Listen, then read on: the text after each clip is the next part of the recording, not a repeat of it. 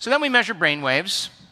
When your brain is active and you are present and you're aware and you have your attention on your body, you have your attention on your environment, and you have your attention on time, your brain's job is to create coherence between the outer world and the inner world, to create meaning. And a lot of information that's coming into your brain causes your brain to move into what's called beta brainwaves. If you close your eyes and you have less information coming into your brain, and all of a sudden, the less sensory information, you're no longer seeing, and there's soft music playing in the background, and you're not getting up and walking and experiencing or tasting or feeling, the less sensory information in your brain causes your brain waves to slow down into alpha. And in alpha, you tend to pay attention more to your inner world and less attention on your outer world. And you tend to think in pictures instead of the voice that's always talking to you in your head. And this is a very creative state. And then, of course, if your body starts to fall asleep and your mind is awake, now you're in this state called theta, and the door between the conscious mind and the subconscious mind opens up very wide. And then there's delta, which is when a person falls asleep in restorative sleep, but now we have brain measurements of people in delta, and their brain is doing something very different. And their bodies sound asleep, but they are super lucid, and they're having a very transcendental moment. Now take a look at gamma. Gamma is an aroused state, a very, very super conscious state where the brain is producing a whole lot more energy in there. And it looks a lot like the stress state in high beta, but it's not, because it's a faster frequency and it has a different signature. And I want to talk about the difference today between gamma and high beta, because I want to show you what happens when a person's brain switches on and connects to the field. So here's delta, 0.5 to 4 seconds. Here's theta, 4 to 8 cycles per second. Here's alpha. Here's low-level beta. Here's mid-range beta. Here's high beta. Look, here's gamma running right alongside high beta, and some gammas are even faster. That's a aroused state. So in high beta, you can be aroused from from some stress in your life. But when we have a high level of gamma in the brain, the arousal is not taking place from anything out there. The arousal is actually energy moving from the body up into the brain. And this whole system opens up. A gate at the brainstem opens up. And all the energy that you use for ejaculation or orgasm, all the energy that you use to digest a meal, all the energy that you use for the fight or flight response, instead of it being released out, is being released up. And that gate opens up and the brain goes into a very, very super aroused state. And that state is super consciousness. So check it out. When you're born, you're totally subconscious mind, because children's brain waves are very slow for the first 6 years of their life. They have no analytical mind. So big boys don't cry. Little girls should be seen and not heard. You're not very good at math. Money is the root of all evil. And people take that information as children in all the way into their subconscious, and they begin to learn by these positive and negative identifications and associations that give rise to what we call our habits or our behaviors. A good example of positive identification is when you're young and you cry out for milk. You learn to associate crying out with being fed, so you develop a behavior that's constructive. A good example of a negative association is putting your finger in the light socket. And the moment you notice a change in your internal state, you pay attention to what's causing it in your outer world, and your brainwaves start to pick up more and more because you're paying more attention to the outer world. And somewhere between the ages of 6 and 9, as brainwaves change, we develop our analytical mind. And our analytical mind acts as a barrier or a filter to separate our conscious mind from our subconscious mind. Our conscious mind is 5% of our total mind. It's made up of things like logic and reasoning, which gives rise to our creativity, our will, our faith. And then 95% of who we are by the time we're 35 years old are all these memorized programs subconsciously. So then the analytical mind is always deciding what's good and bad, what's right and wrong, what's positive, what's negative, what's past, what's future. The analytical mind helps us to reason and discern in our life. But when you throw in the hormones of stress, the arousal causes us to overly analyze. How many people have been under stress and you just can't stop thinking? That's when the brain moves into those high elevated states. The whole purpose of meditation, though, is to slow your brain waves down, get beyond the analytical mind, and enter the operating system where you're taking these limited beliefs or limited behaviors or limited habits and changing them into more constructive ones. That means then you can't do it with your conscious mind. You got to get beyond your analytical mind and enter this operating system. So some people have a very thin analytical mind, and when they have a thin analytical mind, they're more suggestible to information. Others of us have a little bit more of a dense analytical mind, and we have to work a little harder to get beyond it. But there's a formula that we use to teach people how to do it, and anybody can do it once they understand the formula. So the more analytical you are, the less suggestible you are to information. And suggestibility is your ability to accept, believe, and to surrender to information without analyzing it. The less analytical you are, the more suggestible you are to information.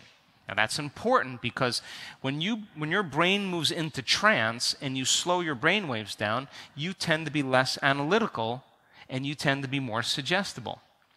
If you get driven by the hormones of stress and now your brain is overly analytical, it's not a good time to learn. It's not a good time to take information in.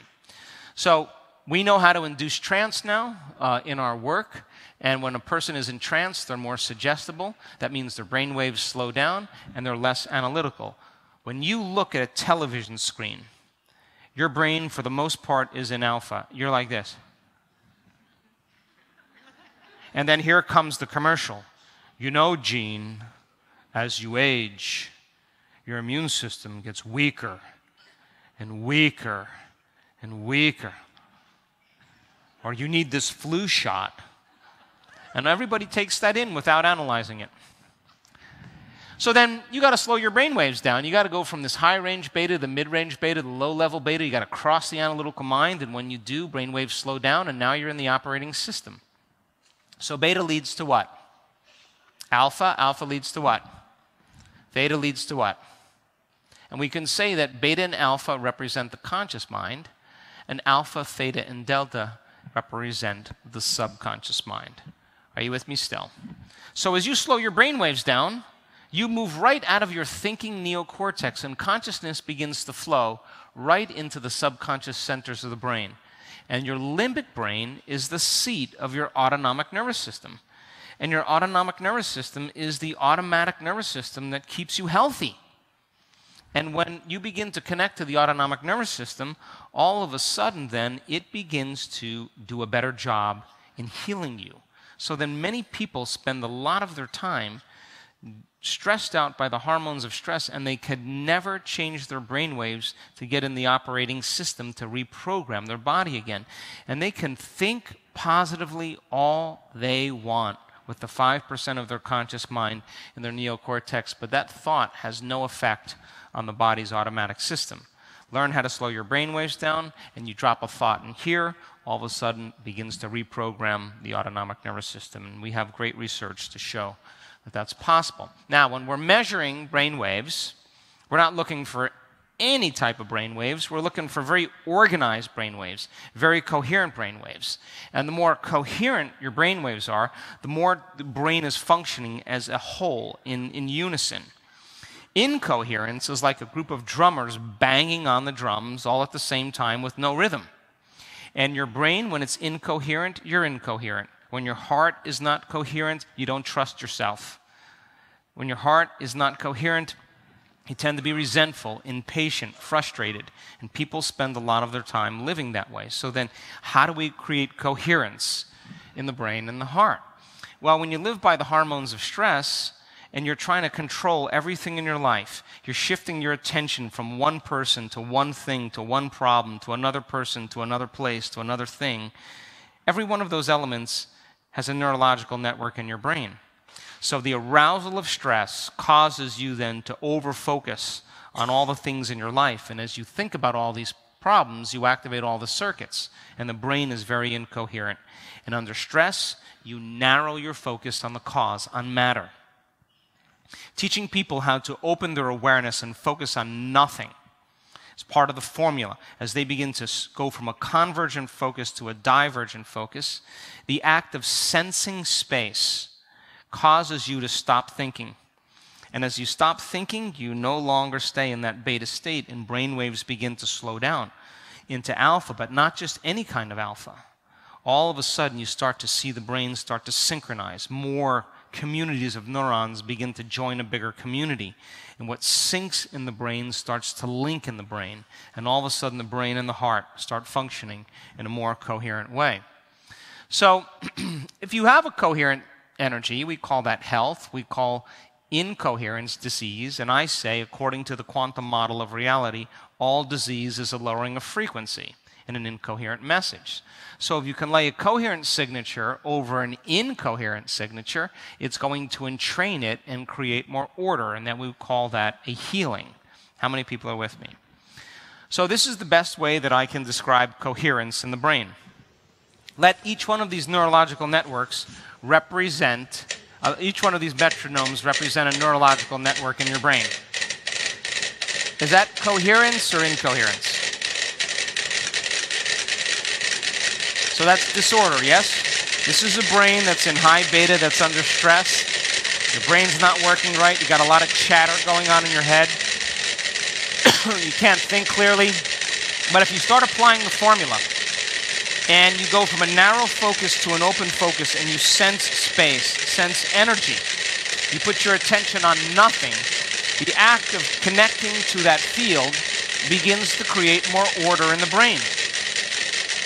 And if you keep applying it, and you keep applying it, more and more networks of neurons start to synchronize.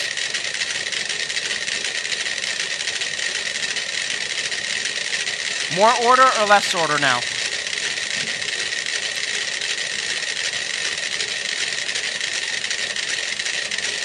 If you keep opening your awareness, more and more neurons join the community.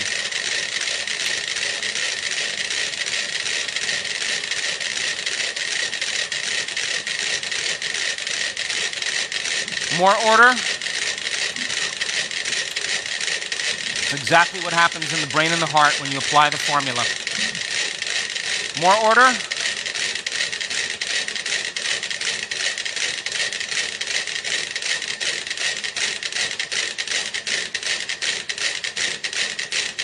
More order.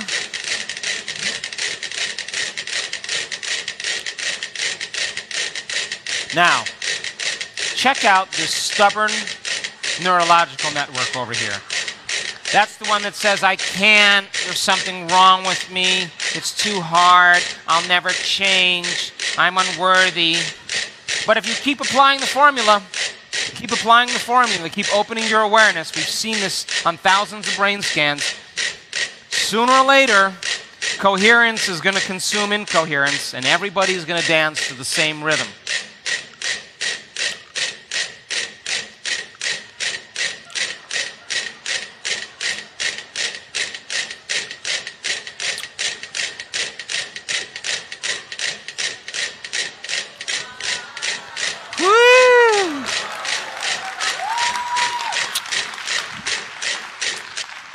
So, we've done thousands and thousands and thousands of brain scans.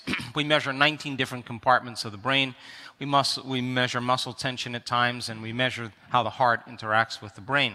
Now, those 19 compartments of the brain, when they're all dancing to the same beat, when they're all synchronized, we see all these hills and valleys lining up, and we would call that coherence. If one part of the brain is out of order with another, then you're going to see that they're not lined up, and you're going to see some of the valleys connecting to some of the hills, and we would call this incoherence. They're not in rhythm any longer. How many people understand? You got it? So check it out. This is a normal brain. There's 19 different compartments. This is, well, low-level beta. There's not a lot happening here. Now watch a person going into meditation. That's synchronized alpha brainwaves. See how they're all lined up? This is a brain that's highly organized in a very alpha coherent state. Here's another person. Check it out, and their entire brain is in alpha. Here's another person, global coherence. Look at all the alpha. Everything's lining up. This is a very organized, healthy brain. This person is in synchronized theta brainwave patterns. They're in theta, and their brain is very orderly and synchronized. Now, we're going to look at some brain scans, so I just want to show you a few things here. This is delta, this is theta, this is alpha, this is beta, and all of this is high beta. Now, when you see a lot of red in the brain, it means that there's a lot of activity or too much energy or over-aroused. You got it? So red means there's a lot of energy, yes? The thicker the red line, the further away from normal it is. Now check this out. If you see a lot of blue in the brain, in delta or theta, alpha, beta, or high beta, it means there's not enough energy in the brain, or it's under-aroused, or there's less activity. So different compartments don't talk well to each other here, and in this state, there's a lot of chatter going on. There's too much activity. You got it? So take a look at this person. Comes to an event.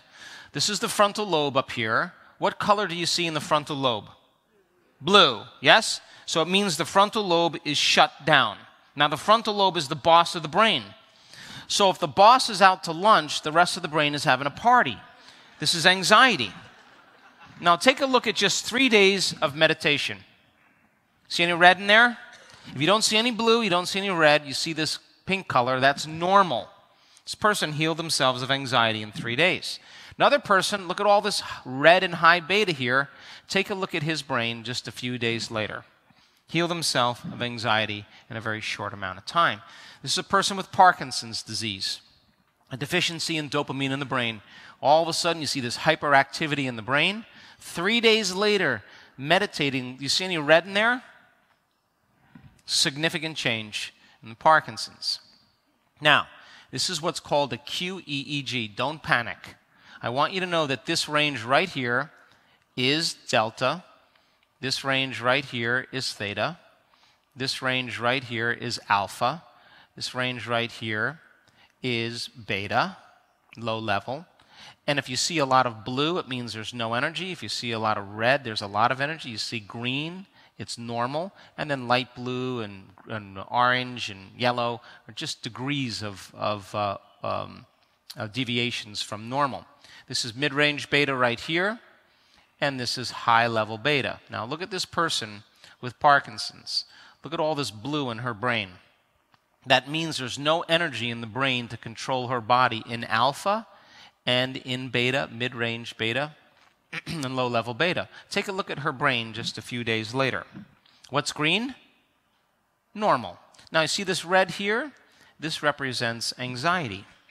And that's a lot of energy in mid-range beta, and she said, when I'm anxious, my tremors are worse, because with Parkinson's, if there's a deficiency in dopamine, then the body has involuntary tremors. You can't control it with your conscious mind, right? So when she's vigilant and when she's nervous or when she's anxious, her tremors get worse, and we say, now you know what you need to work on. So we ask her to continue doing her meditations, look more green in the brain, there's less red, and then her mother dies and her sister has a stroke in the same week, and she has to leave town and take care of her affairs, and look at all this red coming back. She comes back to the clinic and we say, don't worry about it, life happens, take care of your affairs and get back and start meditating again. So she starts meditating again, look at the improvement again, look at all this green in here. And this was the last scan we did on her, and more than 90% of this person's tremors are gone from Parkinson's disease, and she did that by thought alone. Traumatic brain injury, what color do you see in the brain here? Blue. There's no energy in the brain to control the body. This man went through the windshield of his car. His son was driving. His son died instantaneously. He's wheelchair bound. He's had a spinal surgery. And this is his brain just a few days after meditation. Take a look at his QEEG scores. See all the blue in alpha and in beta?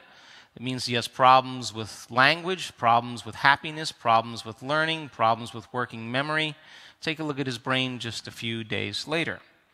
When I first met this guy, he was pretty much paralyzed from the nose down. He now has arm control, finger control.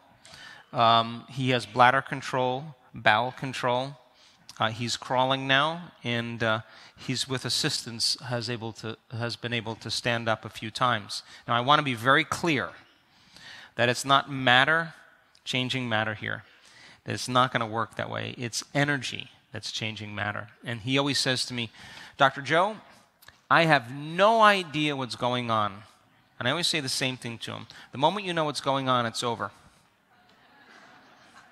This is a CEO of a major company in the United States. She's an attorney. She's a mom.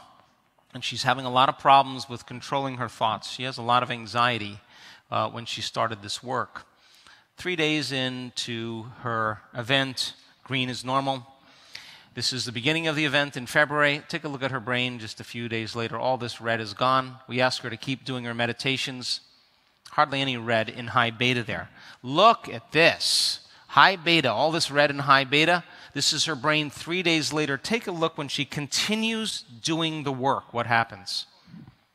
Healed herself of serious, serious panic attacks just by meditation. This is depression. Look at all this blue in the brain. Look, blue, just a few days later, turns to green. Check this out. This is high beta. Look at all this green here. Now, this is a person with very severe depression. The way she went from all this blue in the brain to what color? And what's green? Now take a look at this. This is high beta. Take a look at her brain just a few days later. Significant change in depression. Now, somewhere in the middle of all of this, we're looking at brain scans, and the next thing you know, we start seeing something like this. This lady said to me, another one of these, and I don't need a husband. She was having a big release of energy in her brain. That's a full-on ecstatic experience. Psychotherapist came from a traumatic background, could never heal his trauma. Second generation, third generation of trauma. He has an inward event. Whatever's happening between his ears in that moment is more real than anything that he's ever experienced. He's having a full-on sensory experience without any senses. He's sitting there with his eyes closed, and whatever's going on between his ears is more real than anything outside of him. Now think about this. What would happen right now if your senses increased by 30%? Everything you're seeing, everything you're hearing, everything you're smelling, everything you're feeling, everything you're tasting. If your senses were heightened right now, your awareness of everything around you would be heightened, yes or no? And you can't have awareness without consciousness. Consciousness is awareness. And you can't have consciousness without energy. So a change in consciousness always produces a change in energy. And what's happening between his ears is a very real experience. An experience then molds and shapes the brain. An experience sends a new signal to the body. But what he's feeling is a level of bliss and ecstasy that has nothing to do with suffering. And in a moment now, he had a significant change in his mental health in 1 second. All of a sudden, he had a very big change in his anxiety.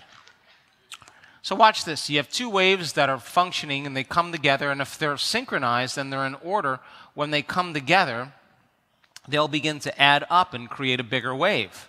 So here come the waves, and as they begin to connect to one another, all of a sudden, you'll see a higher wave. And this is more energy in the brain. So the higher the wave, the higher the amplitude, the higher the energy. So we started seeing those snowstorms on the strip charts that we were measuring. We had to figure out another way to measure it. So we found this way called the joint time frequency analysis. Now don't panic. All I want you to know is 10 to 60 millivolts of energy squared in the brain is normal. So what's normal? 10 to 60. Yes? Check this guy out. 2 seconds into his meditation, that happens. Now he's at 86 microvolts of energy squared. 40 seconds into his meditation, another download of information, he's at 3,185 microvolts of energy. And another download here at 53 seconds. The nervous system settles down a little bit because it's a lot of energy. And then here we go again. The energy starts to build in the brain. It starts building. And all of a sudden, we see this.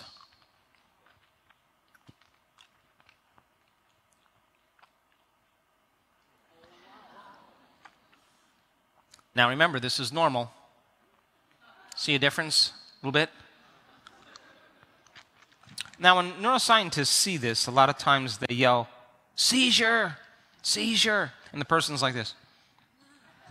I always say, does he look like he's having a seizure to you? And he taps out at 4,520 microvolts of energy squared. This is a physician in our work. She decides to give her best effort during this brain scan. This is a normal brain. You don't see a whole lot of activity going on in there. This is her pre-measurement. And all of a sudden, we start seeing this. Now she's switching from high beta into gamma right here. Now she's in a super conscious state. And this goes on for quite some time, as you can tell. And our neuroscientists they didn't know what to do. I had to run back there and tell them that they're yelling seizure. She's sitting there having this transcendental moment where she's connecting to the divine, and they're yelling seizure, and she's thinking, if this is a seizure, I want more of these. She could hear them. Now, this is what the actual brain scan looks like.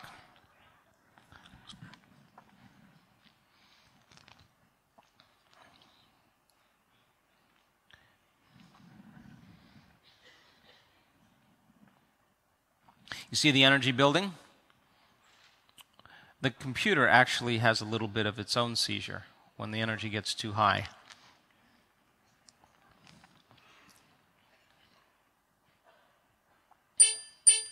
Tilt, tilt. Now, when we're measuring coherence, when there's disorder in the brain, low coherence is blue, normal coherence, whatever normal is, the average in a human being is pink, and when you see a lot of good coherence, you see a lot of red, a lot of coherence. So think of coherence as everybody in the room clapping at the same time. And when everybody's clapping in unison, there's more energy, because more order creates more energy. You with me? Now look at her brain scan. This is her brain, and she has so much coherence going on in her brain, and look at all this energy in her brain. Now, when we were measuring her brain, we were measuring the amount of gamma brainwave patterns that she had. She is 200 standard deviations outside of normal in a gamma brainwave pattern. That's a lot of energy in the brain. So check this out. There's this curve called the Z-curve, or a bell curve. If we took everybody in this room and we measured your eyesight, we measured your height, we measured your intelligence, whatever we were measuring, if we took a community of people and we measured whatever we were measuring, we would always see the same curve.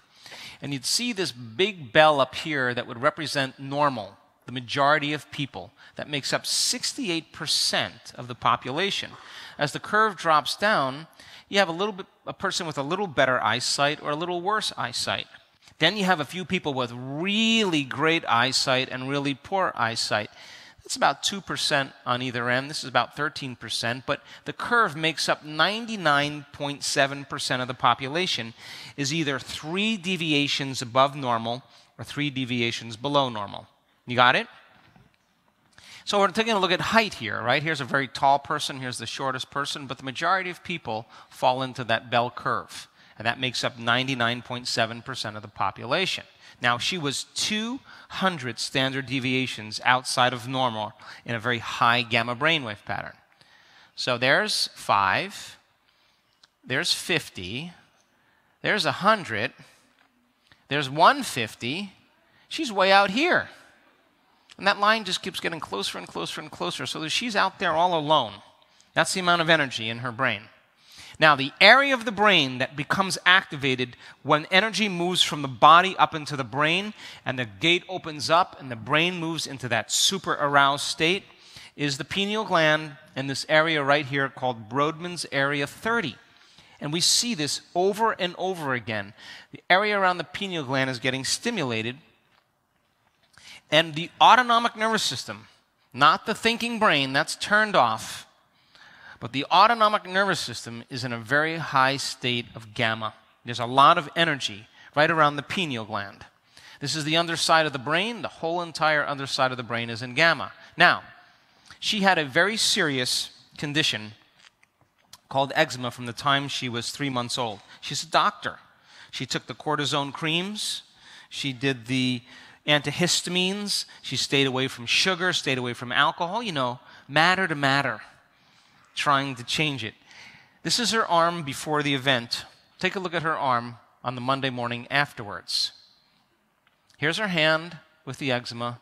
Take a look at her hand just the Monday after the event. She had a complete biological upgrade, and it was energy that changed matter. Her nervous system got an upgrade.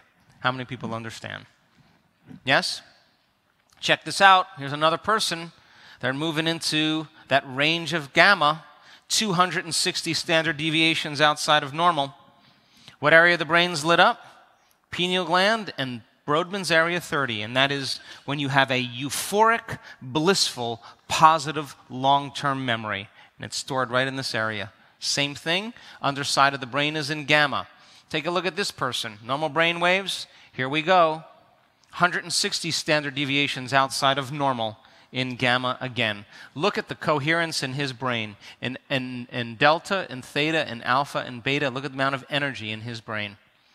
Check this out. In Berlin, just last year, person all of a sudden starting to see the energy build in the brain. You see changes? 250 standard deviations outside of normal. Look at this, coherence in every level of the brain, and there's a lot of energy up there. Whole entire brain is lit up. And when we see now theta, when a person moves into a very solid state of theta, and there's a lot of energy in the brain, we know that they're going to switch into a gamma state. And that's one of the precursors. Look at all this coherence in the person's brain. So theta then becomes the wave. You get relaxed, you slow down, you connect to the field, and all of a sudden you switch on, and all of a sudden a person goes transcendental. So this person's 10 standard deviations outside of normal in theta, and when we see that, she moves into a very high state of gamma, a super conscious state. She is connecting to the field, and whatever's going on between her ears is absolutely real. In other words, she can't make her brain do that. It's happening to her. She's connected to the field, and a whole new stream of consciousness is moving through the brain, and she's going transcendental. Look at that. Super aroused. Now look at this person. Here we go. She's in theta. Coherence all the way through the brain. Check it out. 10 standard deviations outside of normal in theta. What's going to happen? We now know she's going to connect.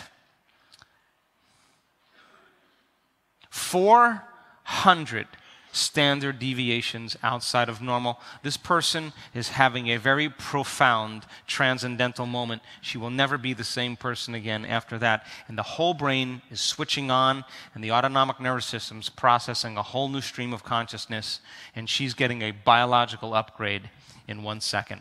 Now we know how to induce the state. We now can predict when it's going to happen, and it can happen whether you eat meat, not eat meat, whether you're underweight, overweight, whether you're young or old, whether you're rich or poor. It happens to everybody once they apply the formula.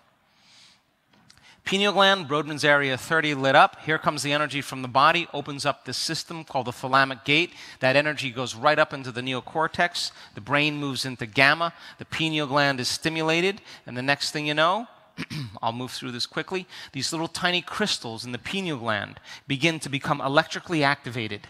And the moment they become electrically activated, they can tune into frequencies like a radio receiver. And these crystals are stacked up on top of each other, and they're very sensitive to electromagnetism. Now, when you perceive light that makes it to the back of your brain, I have a slide missing here, either produces serotonin or melatonin. The absence of light begins to make melatonin. Well, when that system switches on, this is the range of wavelength that you're perceiving that begins to make serotonin. That small little wavelength of light is producing chemicals to cause you to be awake during the day and asleep if there's less light. So then your eye, the optic nerve, is picking up the wavelength of light, and it's causing you to function in three-dimensional reality. In the day, you're awake. In the evening, you're asleep. Now, what happens when the pineal gland becomes electrically activated? This is the small band of light that you're picking up with your eyes, but as frequencies go faster than the speed of light, all of a sudden you're picking up quantum information. And now, when the pineal gland becomes electrically activated, it begins to connect to frequencies beyond the speed of light. And the research shows that the pineal gland is a transducer. You know what that is? It takes one form of energy, like frequency, and turns it into a picture, the same way your television antenna takes information and turns it into pictures on the screen. So when the pineal gland becomes activated, all of a sudden it's picking up frequencies from the quantum faster than the speed of light and turning them into profound images. And it begins to make all these wonderful chemicals, chemicals that heal the body, chemicals that suppress anxiety and survival, chemicals that diminish sex drive and appetite and a preoccupation with the environment, chemicals that cause the brain to become like the same chemical found in an electric eel, highly amplified, hallucinogenic chemicals like dimethyltryptamine that cause you to have an inner vision that is more real than anything you've ever experienced, and that is a mystical, transcendental moment, and we're able now to predict when it's going to happen. We use a kaleidoscope and a mind movie to get people into a state where they can begin to see a movie of their future where they're a star. They make their own movies, and then we move from the kaleidoscope to induce trance. And then when they're in trance, check this out, they're gazing into a kaleidoscope on the screen, and their brain is in theta. If they're in theta, they're suggestible. So while they're gazing into the kaleidoscope and they're moving into trance, all of a sudden we ask them to switch to their mind movie, a movie that you create where you're the star. And as you're listening to the mind movie music and you're staring at all these images and your brain is in trance, you're not going to say, well, how's that going to happen? I don't have the money to afford that. The analytical mind is shut down, and the door between the conscious mind and the subconscious mind is wide open, and you can program a person into an experience. Now look what happens when the person's watching their movie of their future. They're in gamma. They're in super aroused state, and they're not even moving. There's a picture of them right there. They're still. And their brain is literally accepting that information, and they're getting excited and aroused about their future. In other words, they're remembering their future. How many people understand? And this is their brain during the mind movie. Look how active it is in gamma. Look at this person watching their mind movie. This is gamma. They're having a very, very good time. They're enjoying themselves. I'm going to skip this one here. So here's our walking meditation. This is the guy's brain before he starts walking. You can tell he meditates. Look how orderly and coherent his brain is. Look at his brain after 1 hour on the beach. Look at this. He's at 400 standard deviations outside of normal in gamma. In 1 hour, he changed his brain like that. He never meditated before, by the way, before he came to our workshops. There he is, super aroused. Now we measure heart coherence. We say the brain thinks, but the heart knows. Elevated emotions like gratitude, love, joy, peace, wholeness, trust, knowingness, presence, empowerment activates this center. When this center is open, you tend to be more selfless, more giving, more caring, more present. When you're living by these lower centers, we tend to be more selfish, and we're in survival. So check this person out. They're wearing a heart rate monitor. We're asking them during a meditation to open their heart. Each one of these blocks is 5 minutes. So for 5, 10, 15, 20, 25, 30, 35, 40, 50 minutes, they're in heart coherence in one meditation. Watch next. They go into another meditation after lunch, and for another 45 minutes, they're back into heart coherence. They're feeling love, and their heart is responding. It's getting more orderly. Check this out. Another 50 minutes, in another meditation, same person the next day, back into heart coherence. Now look at this. Would you call that super coherence? I would. But here's the deal. This person wasn't even in a meditation during this process. So I said to her, what in the world were you doing? And she said, okay, I was getting ready for bed. It was 8 o'clock at night. It says 8 o'clock right here. And all of a sudden, I had such an incredible feeling of love come over me that I had to lay on my back for the whole entire hour, and then I rolled on my side and went to sleep. That's not a bad way to end the day, huh? And you know, like when a person keeps obsessing about the worst thing that happens, that could happen to them, they hold an image in their mind and they begin to emotionally feel fear. Well, they're combining a thought, an image with an emotion, and that's how you condition. So the person conditions their body to become the mind of fear. And then all of a sudden, the body has a panic attack, and you can't connect with your conscious mind because you've programmed it subconsciously. Well, she's having a spontaneous love attack, just like a person has a spontaneous anxiety attack. Now check this out. 3 students sustaining heart coherence for 45 minutes. They're regulating. No person, no thing, no experience is going to move them from this state. They're learning how to master their environment. And now we're working with students to do it with their eyes open as well as their eyes closed. But in my advanced workshops, we have all the research to show that our students can do this in a quiet place, around safe people in an environment with soft music playing. There's no threats, there's no challenges. Well, let's put them in a situation now that could evoke some fear, that could cause them to doubt themselves, to cause them to go unconscious. And now let's ask them with their eyes open to be able to self-regulate, just like they did with their eyes closed, but in a more challenging situation. Why? Because when they return back to their lives and they are threatened or challenged in some way, they're not going to go unconscious. They're going to do exactly what they did. And when we set up the conditions that are really tough, if they're able to master it, when they return back to their lives, they'll say, "This is nothing. You should have seen what I just did at that retreat.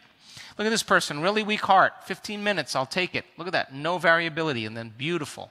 Again, another person, 15 minutes, I'll take it. Really weak heart, they're changing.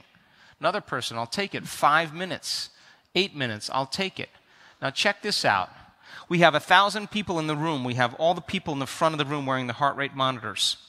We go into a meditation. I say to the entire room, open your hearts, produce that field, send the thought on that frequency that the people in the front of the room, that their bodies be healed, that their lives be enriched, that their dreams come true, that the mystical find them. And at the exact same time, in the exact same day, during the exact same meditation, all of these people, 1, 2, 3, 4, 5, 6, 7, 8, 9, 10, 11, 12, 13, 14, 15, 16, 17 people go into heart coherence at the exact same time, the exact same day, in the exact same meditation. And they were sitting there receiving. Don't you know this is how we change the world, yeah?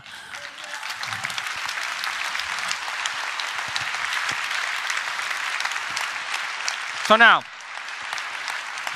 I want to show you what an advanced workshop looks like if you ever have the opportunity to come.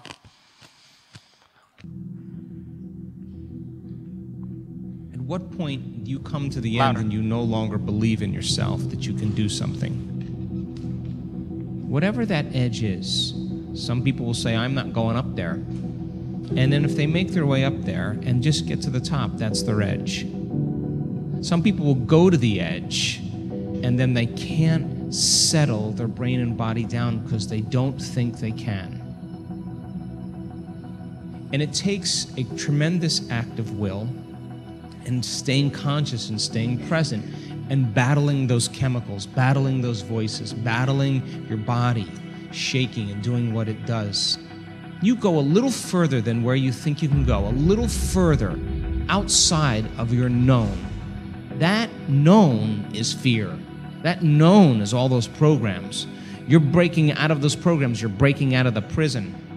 Don't you know that there's a liberation of energy when you do that? But you got to be willing to get to the edge.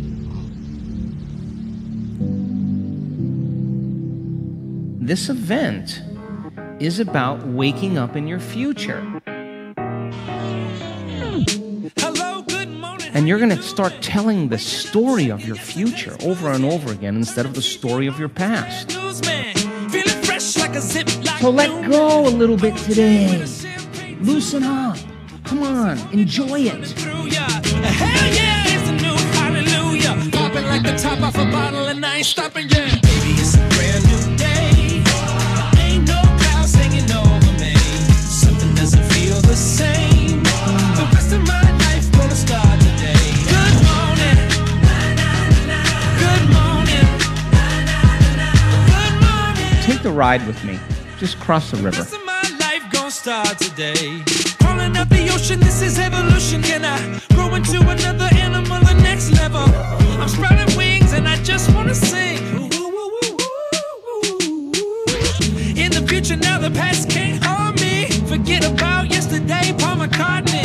I'm feeling like a Beatle on stage, and the whole wide world's gonna know my name. Baby, it's a brand new day. Ain't no clouds hanging over me. Something doesn't feel the same. The rest of my life gonna start today. Good morning. Good morning. Good morning. The rest of my life gonna start today. Ladies and gentlemen, this part right here is very simple. It goes like this. I've been up, I've been down, but I got the feeling right now. I've been up, I've been down, but I got the feeling right now. I've been up, I've been down. The rest of my life gonna start today.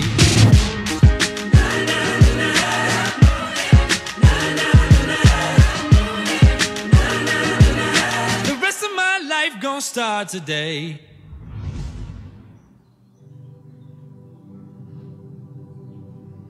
Don't you know when you walk with an open heart and you are leading with your heart that you're trying a lot less and you're trusting in a future that you can't see or experience with your senses yet? You're beginning to embrace that future reality and experiencing the emotion of it. You walk with intent to get there. You straighten up. You close your eyes and you are going to change and self-regulate. Because when you open your eyes, you're going to be somebody else. Try it out. See what happens.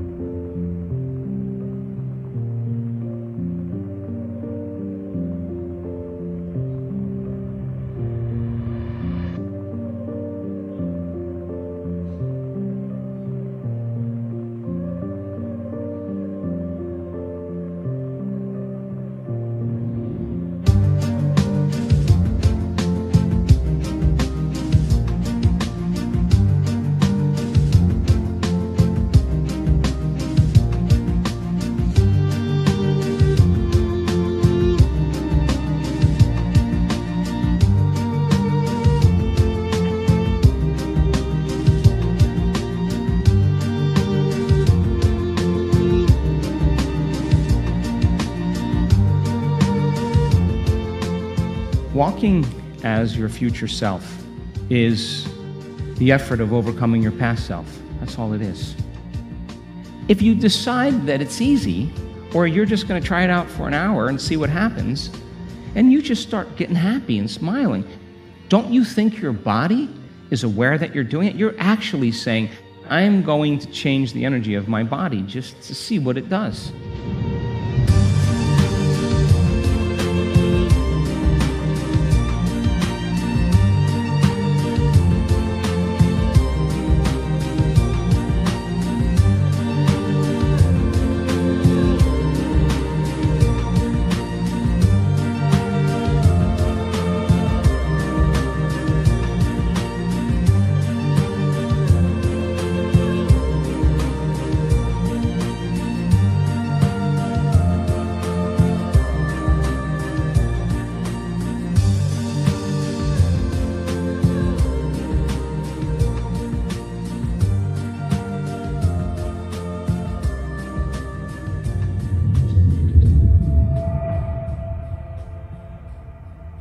The challenge activity is to test you to your edge. When people get to that point in their life, they don't think that they have any control.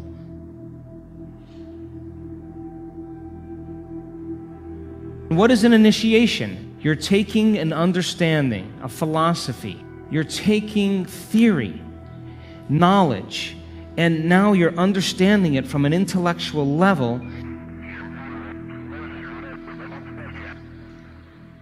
We set up the conditions in the environment, and you're going to have to make one of two choices: to fall back into a program and forget everything you've learned,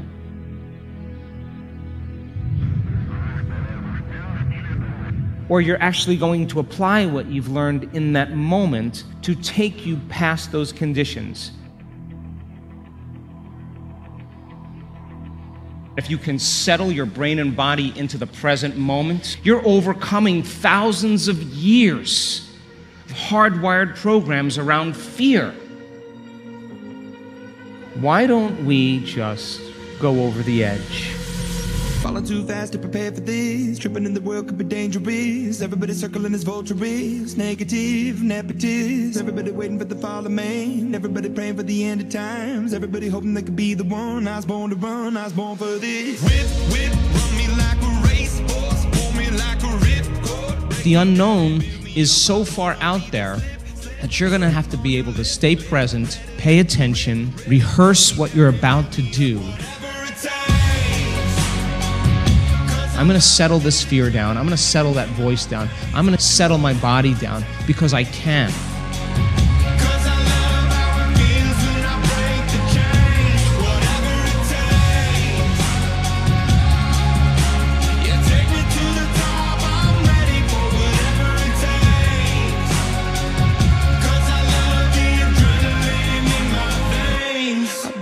And stay present enough that you're able to execute it, and then you realize it was never as bad as you thought it was. It was just you being out of balance and not being able to focus in that moment or focus in your life.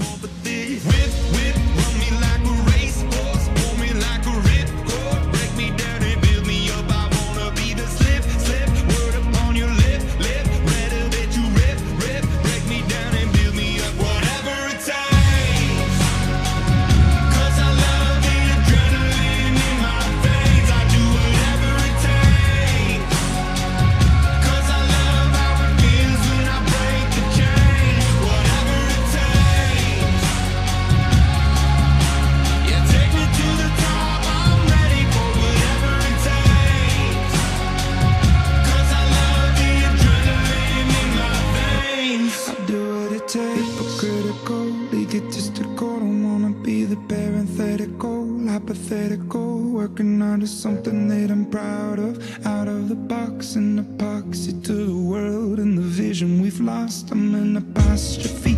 I'm just a symbol to remind you that there's more to see. I'm just a product of the system of catastrophe. If I set the standard so high, when you come to the edge in your life, that bothersome feeling is going to come up and you're going to move past it. And if you step over that edge, I guarantee you, you will impress yourself. That person on the journey, sooner or later, is going to step over that edge. Whatever it takes, 'cause I love the adrenaline. And then there's going to be another edge. And there's going to be another edge. You're looking for the edges now in your life that you want to move through, because now you're more awake. You want the initiation. You want the challenge. You're going to be challenged in your life, and the greater you become, the greater your challenges. That's evolution.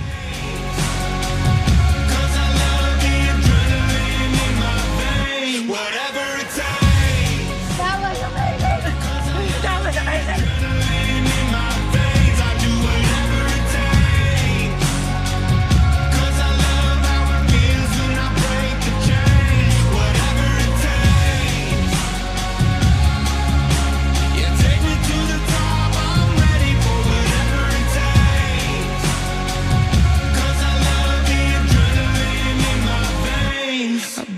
Takes. If I can do this, I can do just about anything. When you come to the edge, all you have to do is initiate yourself into the experience.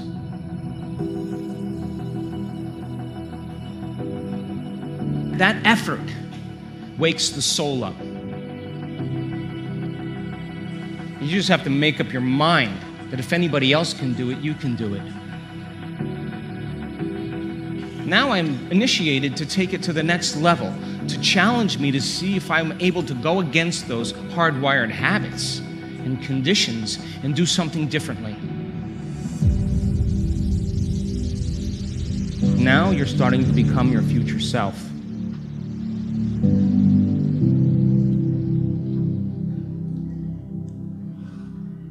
Anyway, that's our advanced workshop.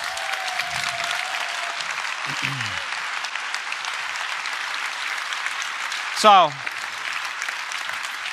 all of this information, all of this science and research that we've done is to prove to you how powerful you really are, that you have the innate capacity within you to heal, that you have the innate capacity to heal by thought alone, that you have a resource of energy and information that you can connect to and pay attention to and surrender to and stay aware of on a moment-to-moment basis. And when we do, we're able to execute greater effects in our lives. That the biggest lie that we've ever been told is that we're limited human beings living a limited one-dimensional life. And the truth is that we're dimensional beings living a dimensional life. And when the doors of dimension open to you and your brain is aroused by that frequency and the thrill in your nervous system wakes you up to who you really are,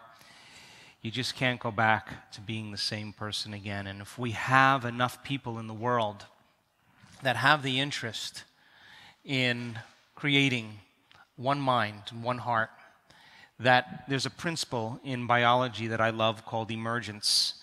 And emergence is when you see a school of fish all swimming in unison, in coherence, in order, or a flock of birds moving as one mind. And when you study this principle, you think that there's some leader that everybody's following, that it's a top-down phenomenon. But when you study it, the truth is it's actually a bottom-up phenomenon, that nobody's leading except everybody's leading. They're connected and they're moving as one mind and one heart. We should never wait for a leader to deliver us from where we are today. It won't be one leader. It's going to be all of us leading. And there's a stigma that we have in our minds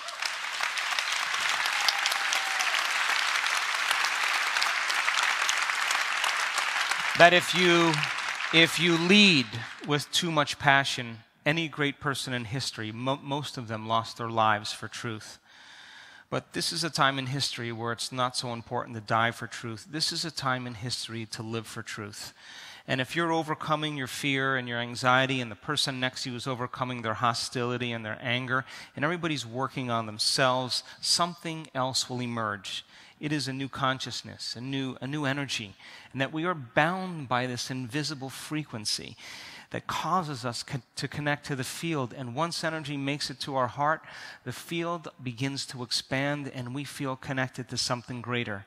And we are a living organism, the species of the human beings. And what makes the living organism thrive is that we love one another, that we inform one another, that we teach one another, that we heal one another, that we shine for one another so others can shine, that we lead by example. And if everybody's leading, you just can't take out everybody now, can you? Thanks for listening.